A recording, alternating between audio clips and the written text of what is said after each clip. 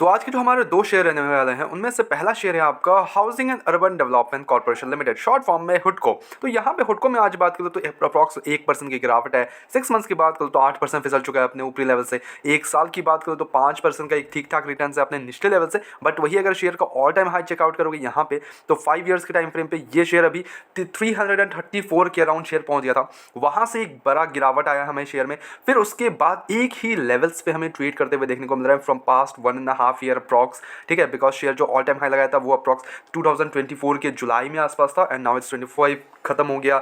Now it's 26 is running and continuously एक levels पे trade करते हुए देखने को मिल रहा है। तो कब और भी हमें रिटर्न्स देखने को मिल सकते हैं, काफी लोगों के डाउट्स है, आई नो दिस। तो यहाँ पे क्या फंडामेंटली शेयर अच्छा है वो चेकआउट करेंगे एंड रिजल्ट परस्पेक्टिव से मेरा क्या ओपिनियन है शेयर को वो भी बताऊंगा। एंड जो हमारा दूसरा शेयर भी रहने वाला है वो भी कुछ ऐसा ही शेयर है, एनबीसीसी इंडिया लिमिटेड। यहाँ पे अब आज हमें 0.86% का तेजी है। बट वही अगर एक साल के टाइम फ्रेम पे देखें तो शेयर 20% का रिटर्न है अपने निचले लेवल से। बट वही अगर टाइम फ्रेम 5 साल का दिखा दें तो ये शेयर अभी अप्रॉक्स 125 के अराउंड आ गया था। तो वहां से गिरावट आई, उसके बाद फिर वही लेवल, फिर वही गिरावट, फिर वही लेवल। मतलब शेयर एक ही लेवल्स पे इट्स बिन लाइक 1.5 ईयर या सेम फॉर एनबीसी एंड हुडको, सेम एक ही लेवल्स पे काफी टाइम से उस लेवल्स को ब्रेक नहीं कर पा रहा है। ठीक है, अब जिसने इस लेवल्स पे खरीदा okay you made a good profit, but जिसने इस लेवल्स पे खरीद के रखा है कि हाँ चलो ठीक है यहाँ से हमें इंप्रूवमेंट देखने को मिलेगा तब हम बेचेंगे, तब तो भाई ऐसे लेवल्स पे बैठे हो कि वहां से ना बढ़ रहा है ना मतलब घटी जा रहा है, फिर बढ़ता है फिर थोड़ा सा घट जाता है, वो वाला सीन चल रहा है। तो दोनों के ही शेयर्स के हम थोड़ा फंडामेंटल एनालिसिस करेंगे ऑन रिजल्ट्स पर्सपेक्टिव से।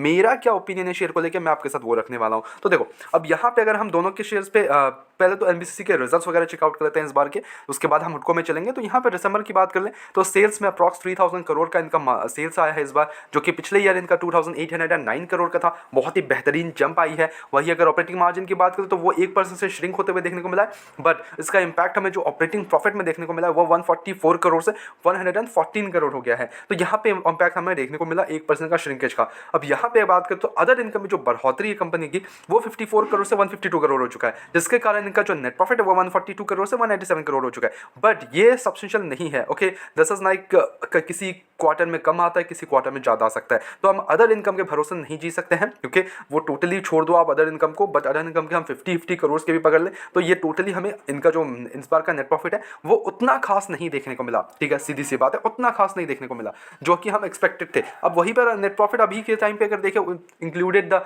अदर इनकम है तो वो ऑब्वियसली ऑल टाइम हाई के आसपास का इनका नेट प्रॉफिट पहुंच चुका है। जो कंपनी पिछले कुछ ईयर्स से कंपनी बहुत ही बेहतरीन परफॉर्म करी है, इस पर कोई डाउट नहीं होना चाहिए आपको।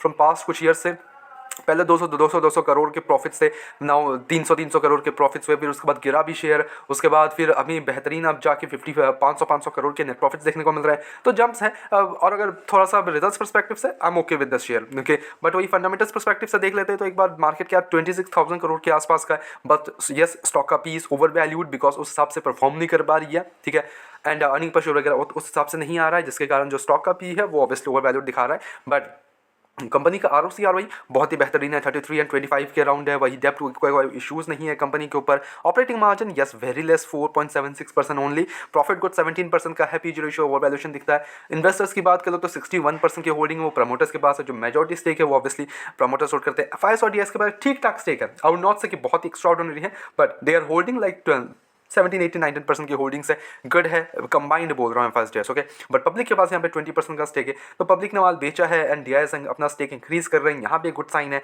वही अगर एफआईएस की बात करें तो वो भी 5% के इंटैक्ट बैठे हुए हैं एक लेवल्स पे। ओके, तो यहाँ पे जो एक्सपोजर है between the FIS, DIIs and promoters and public it's good only. ठीक है, ऐसा कोई इशूज नहीं है। तो fundamentally I am okay with the share. ऐसा नहीं है कि बहुत ही वीक फंडामेंटल्स है, बट या ऑपरेटिंग मार्जिन को इंक्रूज करना पड़ेगा एंड जिस हिसाब से एग्जीक्यूशन है एंड प्रॉफिट्स वगैरह उस हिसाब से इनको जनरेट करना पड़ेगा फॉर दैट वैल्यूएशन। ओके, वही अगर हुडको की बात कर ले तो ये एक एनबीएफसी कंपनी है, तो हम इसमें डेप्ट वगैरह तो वैसे भी चेकआउट नहीं करते। बट मार्केट कैप कंपनी का 38,000 करोड़ के आसपास का है एंड स्टॉक का पी 13 के अराउंड आ चुका है, इंडस्ट्री पी 19 के around. Highly under valued share है जिस हिसाब से परफॉर्म करती है। कंपनी का डिविडेंड यील्ड बहुत ही शानदार है, अप्रॉक्स 2% का डिविडेंड देती है कंपनी अपने टाइम फ्रेम पे। डेप्ट की इशूज नहीं है इसमें, तो छोड़ दो आप डेप्ट वगैरह एनबीएफसी है। ऑपरेटिंग मार्जिन 95% का ऑपरेटिंग मार्जिन है। प्रॉफिट को 3% का है, ये थोड़ा डाउन दिख रहा है मेरे को यहाँ पे इस बार का नेट प्रॉफिट्स में। PG ratio 0.585 obviously under valued because from continuously they are trading at a level, वहां से इंक्रीज नहीं कर पा रहा है कंपनी, वही लेवल पे बैठा हुआ है। अगर रिजल्ट्स की बात कर ले तो यहाँ पे 2760 करोड़ से 3431 करोड़ के रेवेन्यू इस बार देखने को मिले। वही अगर हम अब फाइनेंसिंग मार्जिन की बात करें तो वहां पे श्रिंक होते हुए देखने को मिला। 33% से 21% की हमें श्रिंकेज आई है फाइनेंसिंग मार्जिन। प्रॉफिट की बात करें तो 924 करोड़ से 717 करोड़ आ चुका है, वही नेट प्रॉफिट 735 करोड़ से 713 करोड़। तो रिजल्ट्स उतने खास नहीं है जिस हिसाब से पहले कंपनी परफॉर्म कर रही है। क्वार्टरली बेसिस पे, ईयरली बेसिस पे देखो तो उतना बड़ा जंप नहीं है, बट अगर आप इसको ट्रैक करते हो पिछले फ्रॉम द पास्ट कुछ ईयर्स से, तो कंपनी अभी के लेवल्स पे जो बैठी है बहुत ही शानदार है, इस पर कोई डाउट नहीं होना चाहिए आपको। तो फ्रॉम पास्ट कुछ ईयर्स पे अगर मैं इनका नेट प्रॉफिट्स वगैरह देखूँ तो यहाँ पे पहले इनके जो नेट प्रॉफिट्स है वो 700 करोड़ के आसपास थे, now it's increase to 2000 crore का नेट प्रॉफिट आ चुके हैं, which is a great thing है। अगर आप चेकआउट कर पा रहे हो यहाँ पे फ्रॉम पास्ट ईयर्स में देखोगे तो यहाँ पे कब से है 2014 के लेवल से, पहले 2014 में 700 करोड़ के इनके नेट प्रॉफिट्स हुआ करते थे। ओवरऑल द ईयर की बात कर रहा हूँ तो यहाँ पे अभी जाके इंक्रीज हुआ है 2709 करोड़ का जनरेट हुआ है। ग्रेट नंबर्स यार, कोई इशूज़ नहीं है। एंड वही अगर इन्वेस्टर्स की बात कर लें तो यहाँ पे 75% की होल्डिंग अभी भी प्रमोटर्स होल्ड करते हैं, यानी कि जो मेजॉरिटी स्टेक है वो अभी भी प्रमोटर्स अपने पास होल्ड करते हैं। एफआईएस की होल्डिंग है वो 1.97% की होल्डिंग है, डीआईएस के पास 11.46% की होल्डिंग है, पब्लिक के पास 11.56 की होल्डिंग है। तो यहाँ पे पब्लिक के पास भी देख ले तो उतना बड़ा स्टेक नहीं है,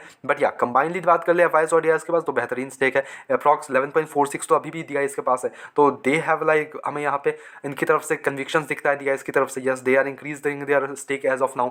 एफआईएस की बात कर ले तो इन्होंने भी अपना स्टेक स्लाइटली इंक्रीज अब देखने को मिला 1.97, बट या अगर हम exposure between the promoters FIS DIIs public वो बहुत ही शानदार है दोनों ही कंपनीज में। अब यहाँ मेरा क्या ओपिनियन है दोनों को लेकर, see as a long term compounder yes share बहुत ही बेहतरीन है, कोई इशूज़ नहीं है अभी के लिए। एनबीएफसी ऑब्वियसली ग्रेट है एंड इंफ्रास्ट्रक्चर तो ऑब्वियसली बूम पे है, तो जिस हिसाब से कंपनीज परफॉर्म करी है उस हिसाब से बस हमें एनबीसीज के नंबर और अच्छे देखने को मिलेंगे, तब जाके हमारा एक अच्छा जंप आने को मिल सकता है। अदरवाइज वहाँ पे थोड़ा टाइम हमें बैठने को मिल सकता है।